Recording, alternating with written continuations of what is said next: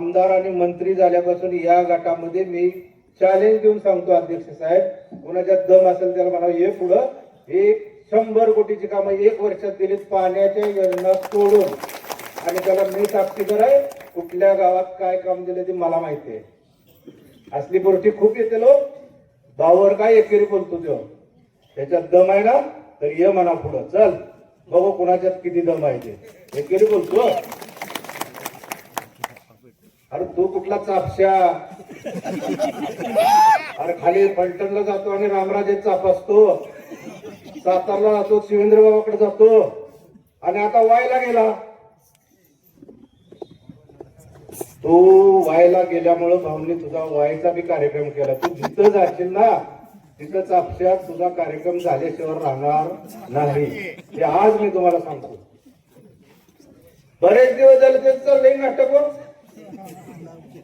विधानसभेला हा चापशा कुठल्या पार्टीत होता? ह्याला बाप कळना, आई कळना, कोण कुठला आहे काय कळत नाही. रोज एक पार्टी बदलतो. भाव म्हणते लुब्रिकेंट आहे ना, तर खराच लुब्रिकेंट आहे तो. एकदा काँग्रेस, एकदा भाजप, एकदा शिवसेना, एकदा राष्ट्रवादी, एकदा पवार गट, आणि आता काय आहे माहित नाही मला.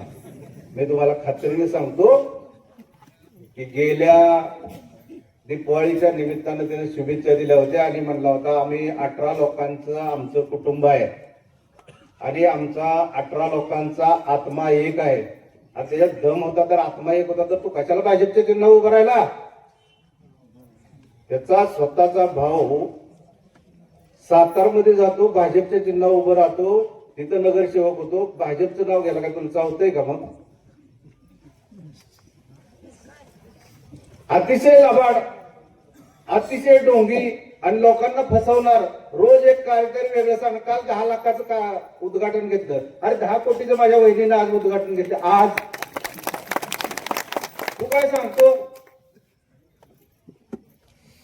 तुम्हाला एक सांगतो, जो माणूस भाऊंच्या बोलला ना त्याला आम्ही सोडणार नाही, कुठलीही किंमत मोजायला लागू द्या. तो काय बोलतो भावावर एकेरी, अरे आम्ही आहे की अजून समोर त्याला. तुझ्यात दम आहे ना, तू कशाला पळतोस दुसरीकडे? तूच लढ ना, तुझ्यात दम आहे तर कशाला पुतण्याला पुढं करतो उभा? मी तुम्हाला आज सांगतो की तो इतका लबाड आहे ना की आज म्हणणार मी टेंबूचं पाणी आणलं अध्यक्ष, उद्या म्हणणार मी ही आणलं, खासदाराचं नाव लावलं, आमदाराचं नाव लावलं. काही नाही हे करत. ते दुसऱ्याचं फक्त वाजवायचं, टमकं वाजवायचं काम त्याच्याकडे आहे, दुसरं काय नाही. पिपाने तर जाऊ द्या, तर असे बरेच त्यानं हे केलेलं आहे. बँकेत लावतो, कुर्ला नागरिक लावतो, अमक्यात लावतो. आता तुझ्या बापाच्या गिऱ्हाईक लावतो. म्हणजे बँक ही सर्वसामान्य शेतकऱ्याची आहे, सर्वसामान्य शेतकरी त्या बँकेचा सभासद आहे. अरे तू लय बोललाय आमच्या, तेवढे बोलला ना कोरोनाच्या काळात भावावर बोलला. अरे तू स्वतःच्या आईवर, आईच्या नावावर महाबळेश्वरवाडीच्या ताई सांगा सोसायटीमध्ये कर्ज काढून त्याचं जे पैसे मिळवून घेतलं तेव्हा तुझी आई होती. मला एवढं बोलायचं नव्हतं, पण खरं सांगतो तू भाऊवर खूप बोलला. मड्याच्या टाळूवरचं लोणी खाल्लं म्हणला ना. अरे तू सांग ना जाहीर, तू नाही घेतलं म्हणून अनुदान. आपण काय बोलतो, आपण काय बोलतो त्याच्यावर आपलं भान पाहिजे. मला या निमित्तानं प्रशांत अध्यक्ष तुम्हाला एक सांगतो की कुकुडवाड गट हा भाऊंनी पूर्ण लक्ष घातलेला गट आहे आणि या गटामध्ये कुठलंच विकास काम राहणार नाही, एवढं मी या निमित्तानं आज सांगतो. जोपर्यंत भाऊ या राज्याचे मंत्री आहेत आणि भाऊने फिक्स ठरवलेलं आहे की दर वर्षी या तालुक्याला 500 कोटी निधी हा फक्त रस्त्यासाठी द्यायचा आहे. कशासाठी? अरे कुठे 10 लाखाचं घेऊन आले 500 कोटी किती? आणि मी साक्षीदार आहे. मी आज सांगतो तुम्हाला की नुसत्या मुख्यमंत्री सडक योजनेमध्ये आपण आतापर्यंत 250 कोटीचे रुपये आले. किती आले? 250 कोटी. आणि काल परवा आपण 25-15 हे हेड ते भाऊचं खातच असं आहे. तुम्हाला सांगतो की भाऊ नेहमी भाषणात म्हणतात की जन्मापासून मरेपर्यंत लागणारा सर्व निधी हा भाऊंच्याकडे आहे. त्यामुळं जन्मापासून लागणार सगळं काही पैसे लागू दे. आता तुम्हाला सगळ्या शेतकऱ्यांना माझी विनंती आहे की तुम्हाला अजून माहित नाही, की आमदारकीच्या वेळेस भाऊंनी आदरणीय देवेंद्र फडणवीस साहेब हे राज्याचे मुख्यमंत्री असताना आणि वीज मंत्री होते ना त्यांच्या वीज खात्यात, त्या ऊर्जा मंत्री असताना 100 DP आपल्या तालुक्यात दिले. त्यानंतर भाऊंनी या वर्षीचा सर्व DPTCचा निधी हा DP साठी दिला, त्याच्यामध्ये 110 DP आपल्याला मंजूर झाले. आणि अध्यक्ष साहेब तरी लोकांची काय DP हा विषय मिटला नव्हता. पण बघा नशीब आपलं चांगलं, हनुमानाच्या साक्षीने सांगतो की भाऊंनी आज आणि ह्या 10 दिवसात कमीत कमी 70 DP ला मंजुरी दिली. 25-15 कधी हेड माहित नव्हतं कोणाला, कधी. मी आज खात्री सांगतो, ज्या गावाला DP पाहिजे ना त्या गावाने यायचं, गावठी म्हणायचं मला DP पाहिजे, त्या मिनिटाला तुम्हाला ते DP देणार, एवढं मी खात्री सांगतो. काही काळजी करू नका तुम्ही, कुठलाही निधी मागा. मला बी शंका वाटत होती, मी DP म्हणले की मी थोडस माघार घ्यायचो आणि ती बसणार नाही, मी खोटं बोलत नाही. ते खरंच माझं हनुमाना शपथ सांगतो की मी खोटं नाही बोलत. राजकारणात काय व्हायचं ते होत, एखादा नाराज झाला चालेल पण मी खोटं नाही बोलत. पण भाऊंनी मला सांगितलं आपल्याला 25-15 DP द्यायचे आणि 70 DP ह्या 5 ते 6 दिवसात दिले. त्यामध्ये अध्यक्ष साहेब कुकुडवाड गटाचे 12-13 DP आहेत आत्ता जे आहे. त्यामुळे विकासाची चिंता सोडा तुम्ही, उमेदवार कोण आहे हा विषय सोडा.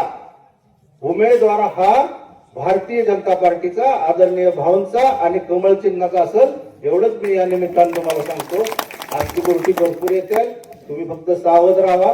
त्याला काय ते लक्ष्मी काय म्हणता तुम्ही, लक्ष्मीपुत्र कसला पुत्र आहे म्हणला, असू दे त्याला कसला पुत्र आहे, आपलं भाव चिचून घेऊन आलेलं नाही तर. त्यामुळे तुम्ही काळजी करू नका, त्याच्यात काय दम असेल त्याला म्हणा कर. तुम्हाला मी आज सांगतो सगळ्यांनी, खरं कुकुडवाड गटात आम्हाला कोणाचा इंटरेस्ट नसतो.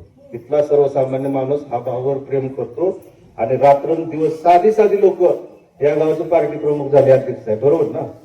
आणि या लोकांनी रोज आमच्याकडे असतात एवढ्या लांब 70 किलोमीटरवरून एवढ्या लांब येऊन, पण लोकांची भाऊ सेवा करतात आणि या गटावर खरंच मनापासून भाऊंचं प्रेम आहे. त्यानंतर अध्यक्ष साहेब तो काय परवा म्हणला की आपल्या आजोबाने सांगितलं की रोपट आपल्या पराठ्यात लावायचं असतं आणि त्याचं फळही आपण खायचं. अरे तू काय आम्हाला काय मूर्ख समजतो का? तू कशाला जप मारा गेलता गोंदवली गटात रोपट लावायला? तुझा भाऊ कशाला गेला सातारला रोपट लावायला? मग अरे आपण बोलतो, आपण काय करतो त्याच्या अगोदर आपला विचार कर की बाबा तू कुठं होता, तू कुठं काय बोलतो. तुझं गावची तळी वाजव तिकडे पितळी म्हणावं, नको इथं हे करायला आला सांगायला. जाऊ द्या, आज काय जास्त घेत नाही विषय, त्याला बघू आपण, तुम्ही टेन्शन घेऊ नका. आदरणीय वहिनी म्हणते आज काय झाले काय माहित नाही, पण मी नाही बोलत खरं, पण मला आज माझं खूपच झालं. जाऊ द्या, आमच्या मेहनत आहे, मेहनताईला फोन केला, 10 फोन केलं तिला विचारा की मेहनत आहे आपण येतलाय, बाहेरच नको आतलंच पाहिजे असंच करू. अरे तू लढ ना, पुतण्याला कशाला उभा करते, तू लढ. जाऊ दे ते काय असेल. मी तुम्हाला एकच सांगतो की अतिशय चांगला प्रशांत या गटाचा कार्यक्रम घेतला. इलेक्शन लागले, आचारसंहिता लागली, येणाऱ्या 5 तारखेला मतदान आहे. बऱ्याच लोकांचं या भागातलं कुलदैवत आणि हे आपले माया कठीण आहे आणि बरेच लोकांचे यात्रेचा दिवसच 5 तारखेचा आहे. पण मी सगळ्यांना विनंती करतो की 3-4 तारखेला सगळ्यांनी जावा, यात्रा करा. देवी आपली नवसाची देवी आहे, सगळ्याला पावणारी देवी आहे. तुम्ही जावा, पण 5 तारखेला मतदानाला सगळ्यांनी हजर राहायचंय. सगळ्यांनी जागृत राहावा. पुढची पार्टी काय करत, गोड बोलल, फोन करल, फोनवर लय जोर आहे सध्या त्याला, प्रत्येकाला फोन करतो. भास्कर शेठ कसं काय चालले, हो बबन दादा कसं काय, अरे हे काय रोज त्याचं फोन फोन फोन फक्त एवढंच आहे. एवढेच दिवस, किती दिवस अजून 5 तारखेपर्यंत. परत ते फोन नसतो काय नसतो ते डायरेक्ट सातारा इकडं. जाऊ द्या, तर आपण सगळ्यांनी सावध राहा. आम्हाला प्रशांतजी आपण या ठिकाणी बोलवलं, आमचा येथीची तसा सन्मान केला, त्याबद्दल मी तुमचं संयोजकाचं मनापासून आभार मानतो. आणि आम्हाला या ठिकाणी माझे 2 शब्द संपवतो. जय हिंद, जय महाराष्ट्र.